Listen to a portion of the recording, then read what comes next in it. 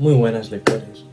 Hoy estamos en un nuevo vídeo en el cual vamos a hablar del libro de Robert Graves que se llama Dioses y héroes de la antigua Grecia. Es este de aquí, tengo por aquí. Y nada, hoy básicamente vamos a repasar este libro. Os voy a contar brevemente 3 capítulos para que os hagáis un poco la idea de qué va. Y también os diré cuáles son los dioses que principalmente aparecen o más se desarrollan en el libro. Así que, dentro intro.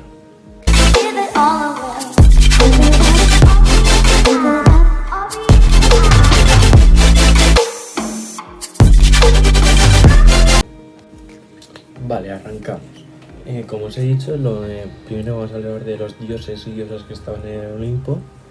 Y vale, los dioses que había en el Olimpo eran Zeus, el rey padre, que se suele decir, Poseidón, el dios de los mares, Hades, el dios que posteriormente hablaremos y está en el mundo subterráneo, Hefesto, el dios Ares, Apolo, Hermes, dios de los viajeros, que también hablaremos después, y Dioniso, que es hijo de Zeus y le hizo rey.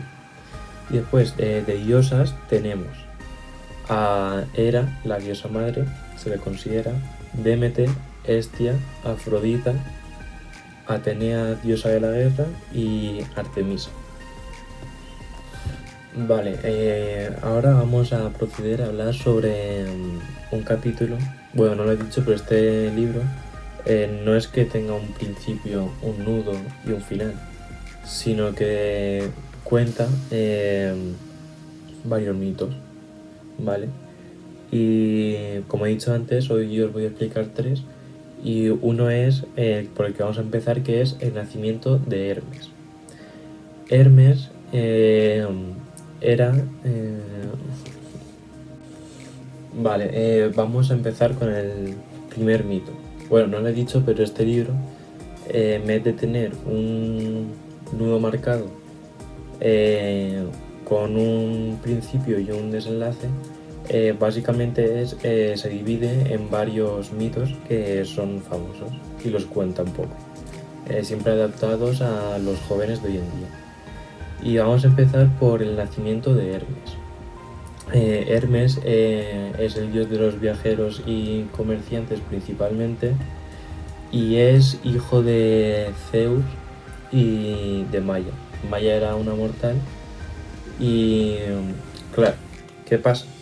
Que Zeus oficialmente está casada con Hera, pero claro, ahí tanto Hera como Zeus, principalmente Zeus, se casaban con mortales, ya que se consideraban matrimonios menores y decían que no contaba, ¿vale? Entonces, básicamente lo que cuentan en el capítulo El nacimiento de Hermes, cuentan que al ser un muy buen dios, nació en una cueva donde estaba Maia, su madre, y su madrina. Y entonces creció y en unas horas obtuvo la altura de un niño de 4 años, solamente a las horas. Y claro, al ser tan astuto y tan grande, decidió saltar de la cuna y hacer aventuras, ¿no? Vale, y entonces pues salió por ahí y encontró un rebaño de vacas blancas que pertenecían a Apolo, y las robó y cogió 2, las mató y se hizo un instrumento con sus tripas, ¿vale? Entonces, ¿qué pasa? Que pues Apolo se dio cuenta y como eran suyas las quería, obviamente. Entonces obtuvo una recompensa para la persona que encontrara las vacas, y entre tantas personas una de ellas era Sileno, que era el hijo del dios Pan. Y entonces entró a la cueva donde estaba el dios Hermes, ya que escuchó una música muy, muy atractiva, que le pertenecía a Hermes, ya que está tocando con el instrumento que hizo con las vacas que eran de Apolo, claro. Entonces Hermes se dio cuenta, ya que vio piel blanca, y se dio cuenta que eran de vaca, y acusó a Hermes del robo.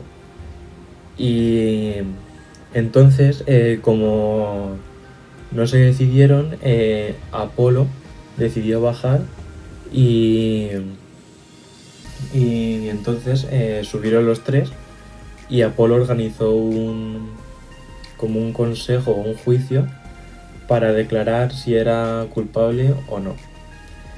Vale, entonces Hermes estaba allí y Zeus dijo, ¿tú quién eres, jovencito? ¿No? Claro, porque él no lo conocía, obviamente. Aun siendo su padre, no lo conocía porque Zeus siempre vivía en su Olimpo, con los demás dioses. Y entonces Hermes contestó, yo soy tu hijo y nací ayer. Y entonces Zeus pensó, bueno, pues si es mi hijo, claramente es inocente. A lo que Hermes contestó, no padre, soy inocente. Y se excusó diciendo que era muy pequeño y que ayer no sabía diferenciar lo que era bueno de lo que era malo, ¿no? Y entonces se le declaró culpable, pero no pasó nada. Entonces bajó Apolo con Hermes, y Hermes tenía debajo de su cuna un caparazón y empezó a tocar, y Apolo, que es el dios de la música principalmente, lo escuchó y sonó tan bien que le dijo, hey Hermes, dame eso, que como yo soy el dios de la música, pues dámelo a mí. Y le dijo Hermes, bueno, vale, padre, pero... No, padre no, perdón. Apolo. Dijo, bueno, vale, pero si me dejas quedarme las vacas. Y Hermes aceptó el trato. No, Hermes no, Apolo. Apolo aceptó el trato. Y así se zanjó el tema. Entonces Hermes habló con Zeus y le dijo que quería ser su heraldo.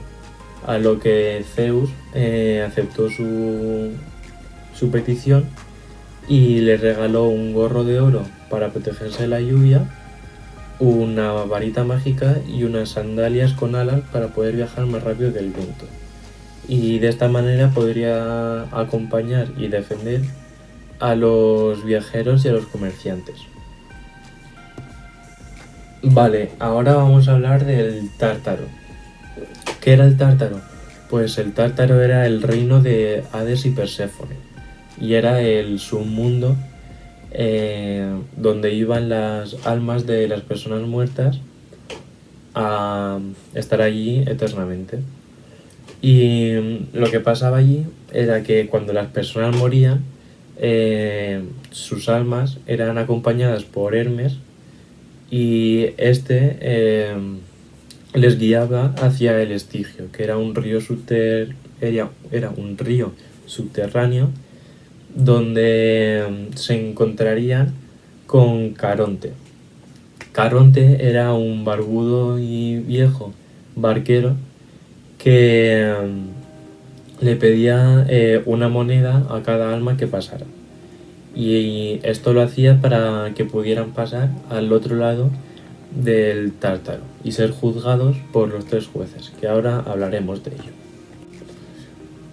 Vale, y esta moneda que le tenían que dar a Caronte, ¿de dónde venía? Bueno, pues esta moneda era colocada por los familiares de la persona difunta debajo de sus lenguas, debajo de las lenguas de los muertos.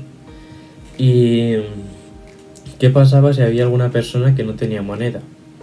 Pues básicamente Caronte le daba dos opciones. Una era quedarse tiritando a la orilla del río eternamente, y la otra era dejarlos y encontrar un camino hacia Grecia donde podrían volver al Tártaro y ya podrían pasar a la otra parte del Tártaro gratuitamente sin tener que pasar por Caronte. Vale, y estas son las dos opciones que tenía. Vale, y como he comentado antes, pues en la otra parte del Tártaro las almas serían juzgadas por 3 jueces que se llamaban los jueces de los muertos, y estos eran Minos, Radamantis y Eaco, ¿vale? Y entonces lo que estos jueces decidían eran a dónde iban estas almas, ¿no? Entonces, las almas que en su vida material no se habían portado ni bien ni mal, iban a los campos gremonales, que esto era un lugar donde las almas vagaban, y la única diversión que tenían, porque aún así no les divertía, era la caza de las almas de los ciervos. Solo podían hacer eso. Las personas que se portaban muy mal y tuvieron una mala vida iban dirigidos al lugar de castigo, que era, como por así llamarlo, el infierno, y donde nadie quería ir, evidentemente. Y entonces allí estaban las llamadas furias, que eran como viejas, con caras de perros, alas, un desastre, vamos.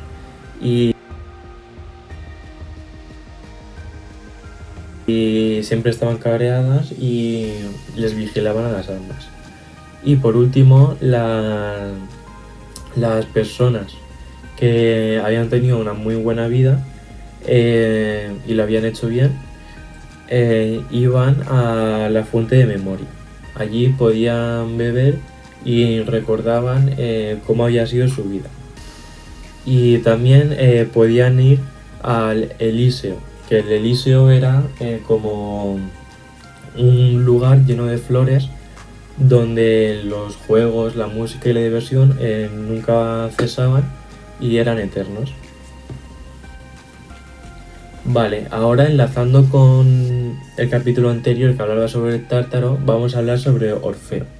¿Quién era Orfeo? Pues Orfeo era un simple mortal que tocaba el arpa divinamente, y se decía que podía amansar a las peores fieras.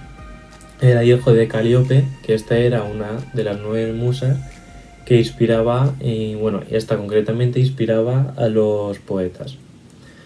Vale, Orfeo, pues Orfeo estaba casado, con Eurídice, y esta desafortunadamente murió una vez, ya que sin querer pisó a una serpiente. Esta le mordió y a causa del veneno pues Eurídice murió. Vale, y Orfeo la amaba tanto que astutamente decidió bajar al Tártaro, y claro, como tocaba tan bien, pues, como por así decirlo, hechizó o amansó primero al barquero, que como antes os he dicho se llamaba Caronte, y no tuvo que pagar. Después amantó al perro de 3 cabezas gigantes, que era posesión de Hades, que se decía el Cerbero.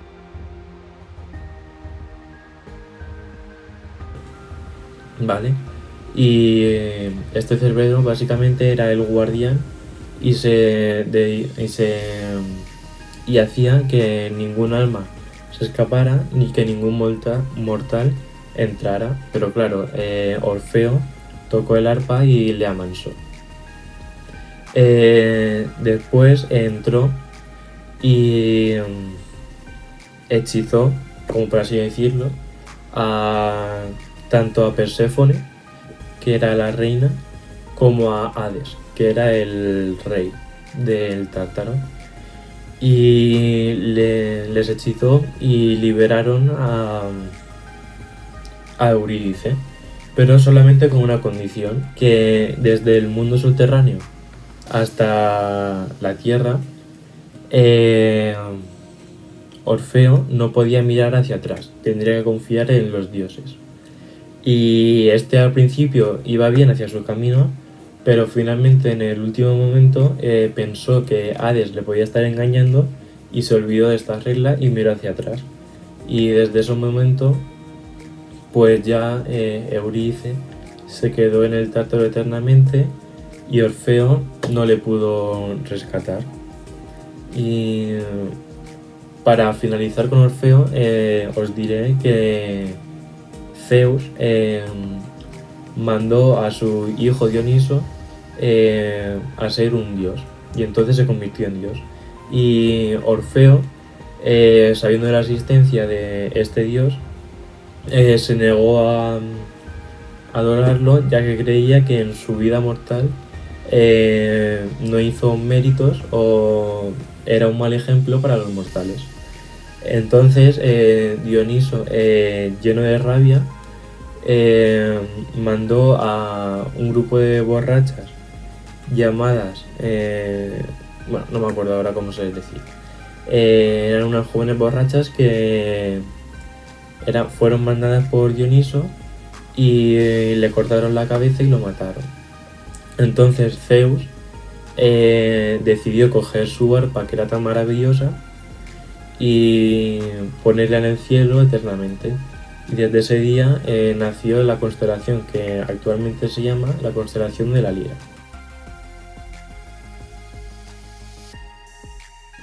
Y esa es la vida de Orfeo. Y bueno, pues nada, aquí acabamos el vídeo de hoy. Espero que os haya gustado. Os animo a comprarlo porque yo me lo he leído entero y es absolutamente recomendable. Ya que bueno, pues cuenta varios mitos, pero de una forma muy sencilla y muy fácil de comprender, de verdad. Yo, bueno, soy un loco de la mitología griega y por eso he decidido comprármelo. Y pues nada, si os ha gustado, dejar un like, a ver si podemos llegar a 25.000. Y nada, muchas gracias por vernos y hasta el siguiente vídeo.